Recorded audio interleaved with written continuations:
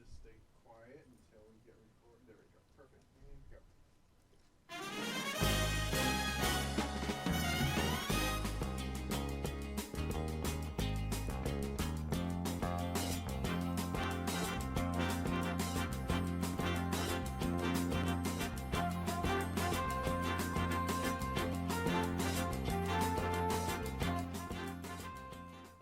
Hello, I'm Gary Quinn, and welcome to another episode of Ready, Set, Live. Persistence is one of the most valuable traits that you can possess. Everything in life requires persistence. Imagine giving up on your goals and objectives after just one attempt. We all face challenges to seek whatever we want to accomplish. If we surrender to these forces, we relinquish our power. We can only remain faithful to a path and persist. In life, when we act or persist, results will follow. My guest today is Derek Jameson. He is a spiritual life coach who specializes in taking clients into their past lives to uncover their true life purpose. Stay close. I'll be right back. Hello and welcome back. I want to welcome Derek Jameson. Welcome, Derek. Thank you so much. I'm very excited to be here. It's so great to have you after years of knowing about you, and we were brought together synchronistically. Tell me, I know you're a spiritual life coach, but you also specialize in various modalities, especially the Akashic Records, which is kind of a past life. Mm-hmm. Tell me more about that. What is your best connection that you work with, or your modality that you feel much more connected to? A lot of the work I do is channeling work, so I'm always connecting into higher guidance. That can be angels or consciousness or masters, teachers, and loved ones of the person that I'm working with, or myself. So I open up my energy field and allow them to bring forward information so that it's the best and highest that will help the person that I'm working with. Sometimes that goes deep into the Akashic Records to get information from past life images that come forward, or that can be me literally taking people on a journey through their own past lives where they get to see it. Those are deep sessions, but they're deeply healing at the same time. So when you were, 5, 6, 7, did you know you had this gift, or was it sort of shown to you at a different age? It was a little bit older, just because when I was younger, I actually can't remember most of my childhood. And I think that does come into play with the spiritual aspect of it all. And when I woke up into doing spiritual work, I had a metaphysical store that was at the end of my street, just happened to be. And I started card readings at a theme park Halloween event. Funny that we're at Halloween time.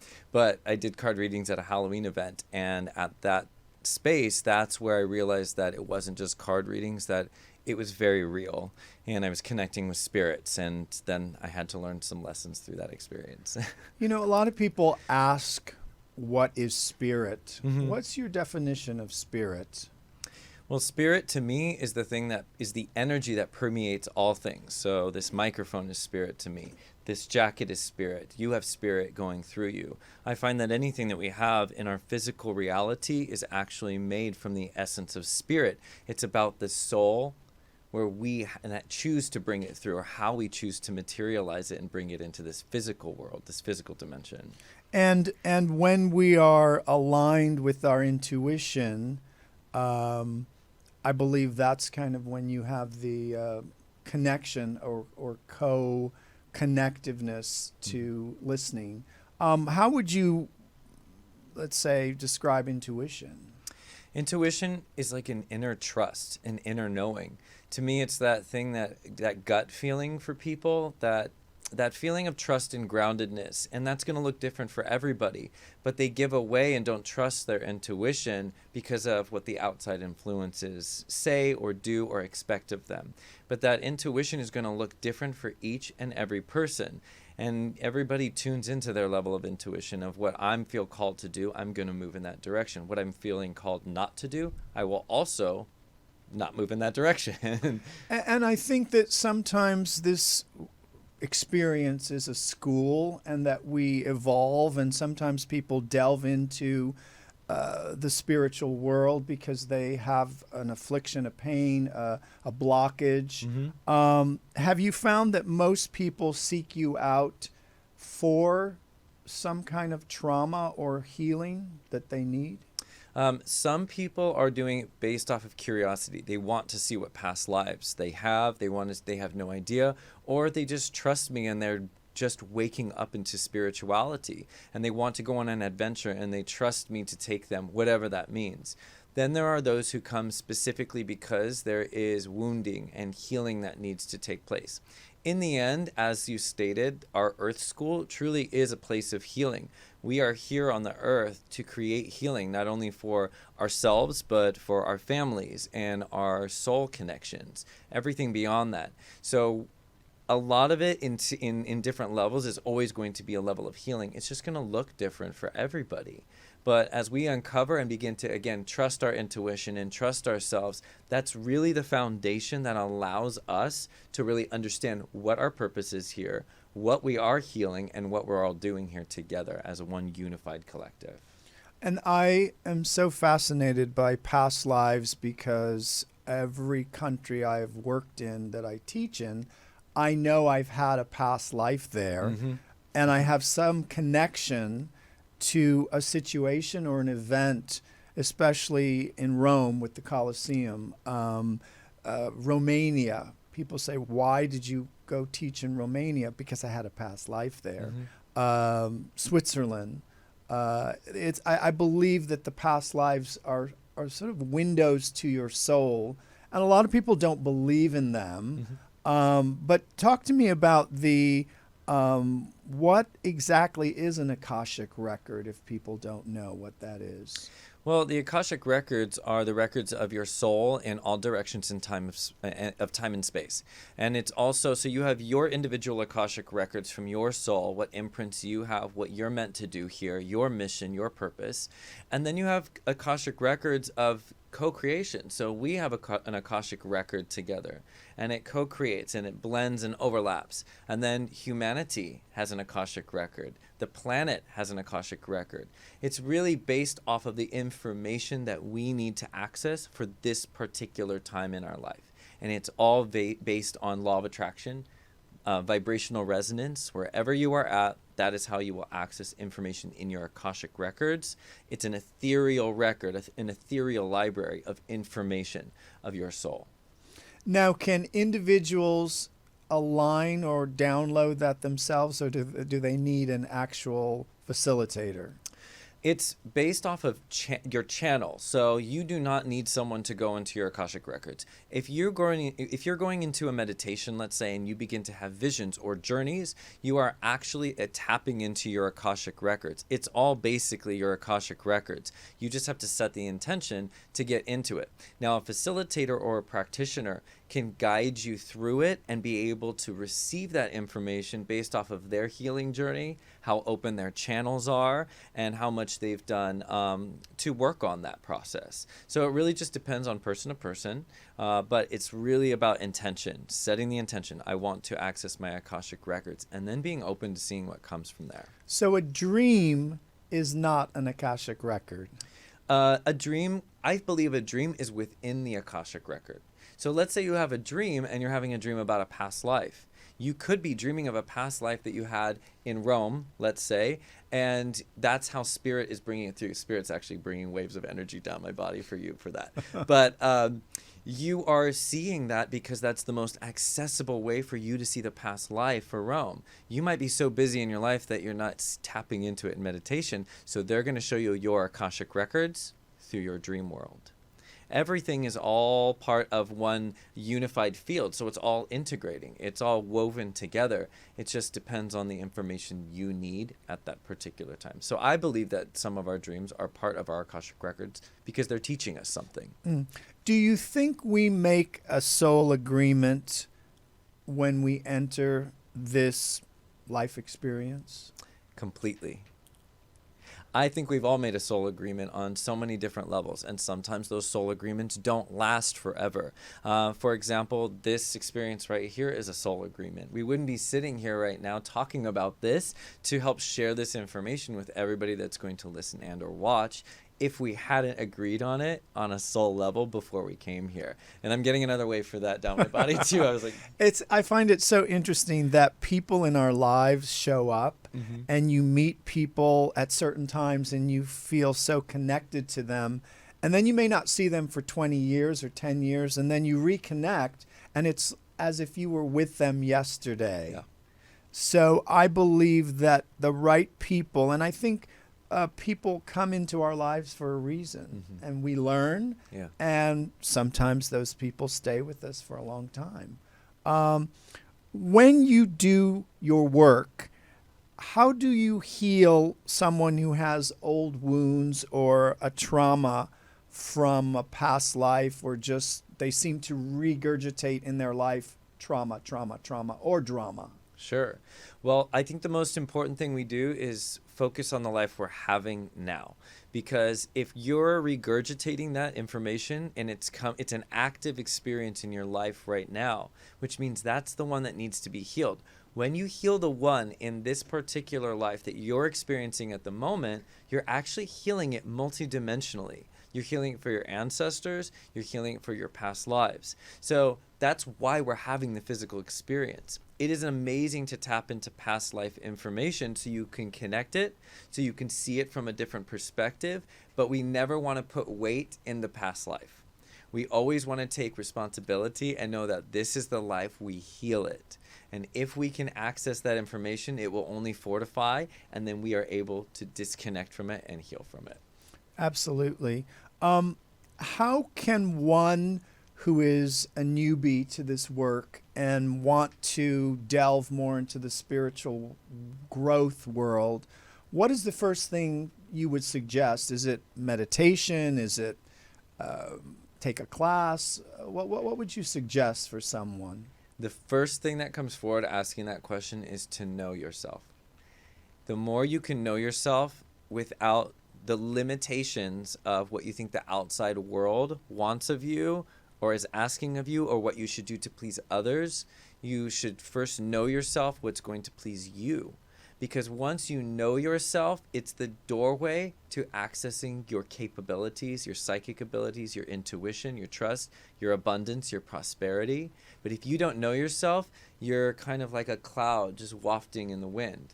But if you can ground yourself like the tree by knowing who you are, that information comes naturally and easily. You don't have to try so hard. Know yourself, trust yourself, and everything follows from there. I think so many people in this life are always trying to please or be something that they really aren't, or they take a path that really isn't meant for them. What would you say for that? Would it be just make the realization that that's not a job you're supposed to do, or do you persist and continue to do it until something opens? We have shifted into a new paradigm. We have left an old belief system, an old way of being. 2020 really was about dismantling those old systems and breaking things away so that we could really take the time to know who we really are and to trust who we really are and step forward and create the new thing. If you deny that, you'll only create more resistance in your life because it's not what you came here to do. You came here with a soul mission. You came here with a purpose. That's up to you whether or not you're going to embark on that journey, or if you're going to give your power away to something that doesn't serve you. If it makes you happy, you're moving in the right direction. Joy is the key to that pathway. If you are unhappy, it's literally telling you that this is not the right direction you're meant to move in, and it all serves a purpose to teach you which direction to go.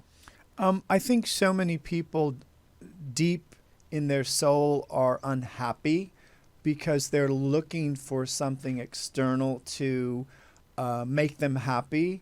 And I would say that, how does that impact people now that during this last 2 years, they've had to lock themselves in lockdown all over the world and look at themselves and say, do I really like that person, or I don't like that?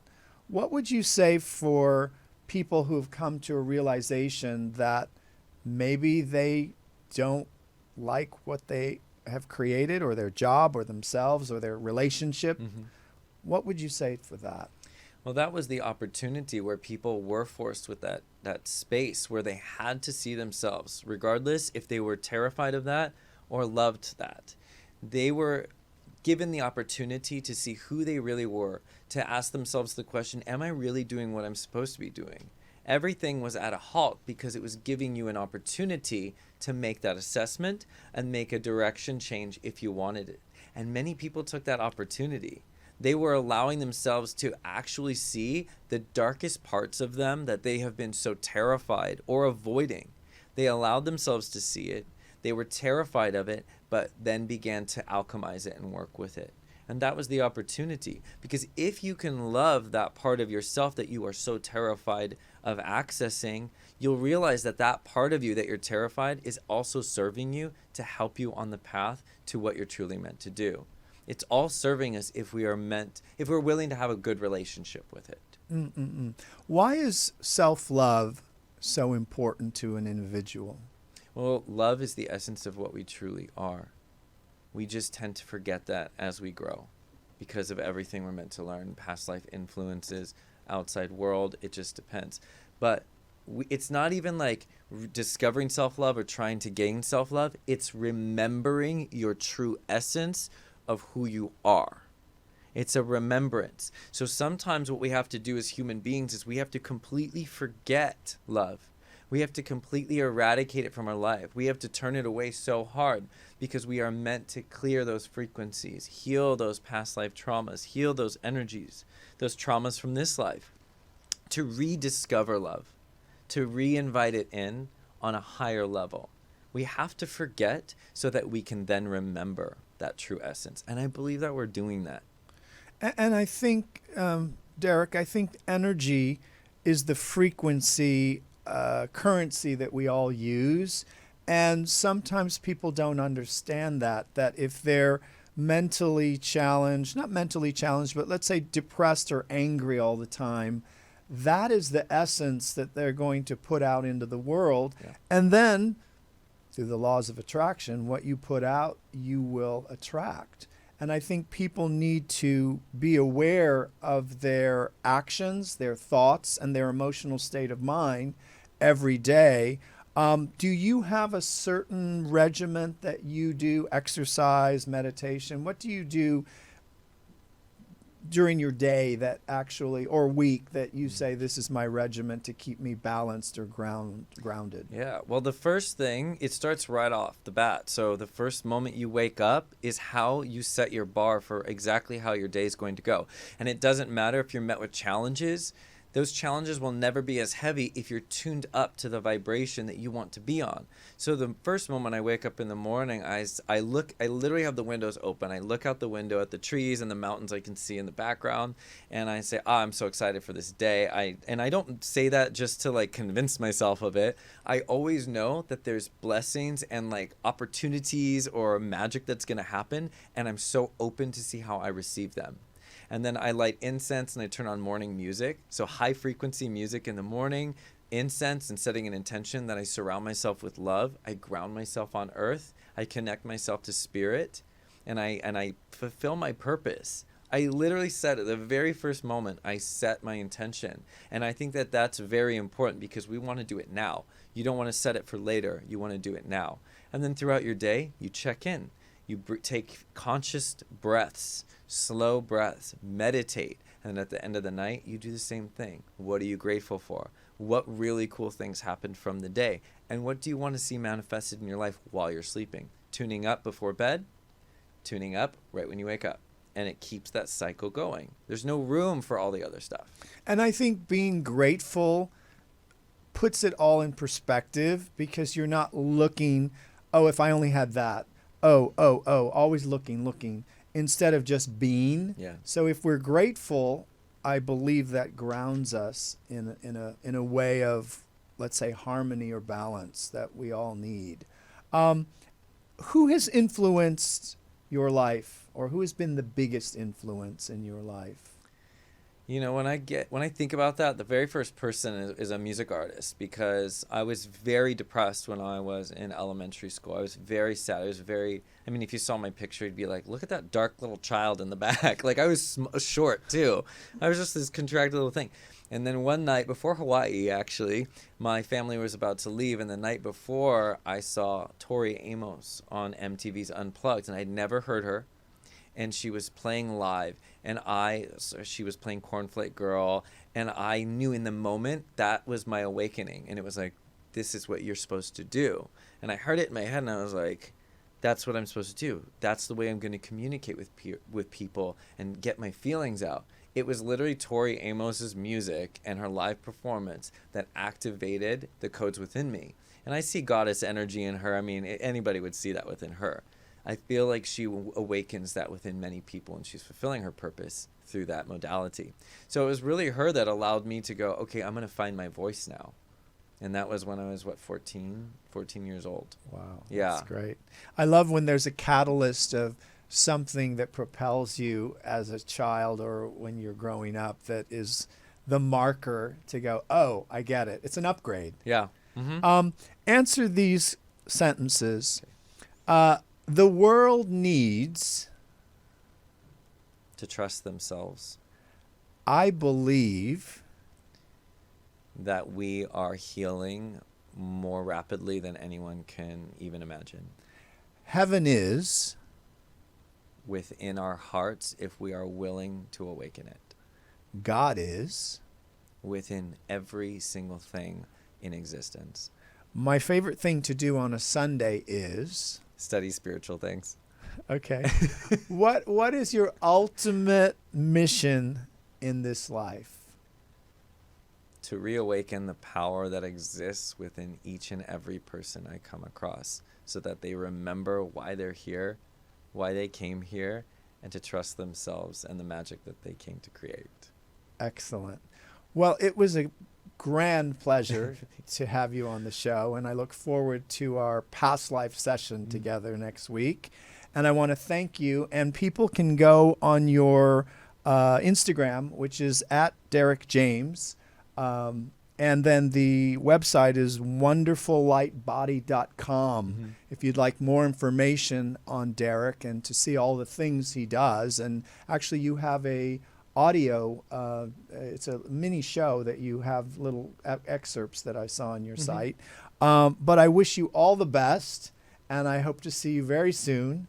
And thank you for coming in. Thank you so much, and thank you everybody for watching and listening. I'm Gary Quinn. Join me next time for another episode of Ready, Set, Live.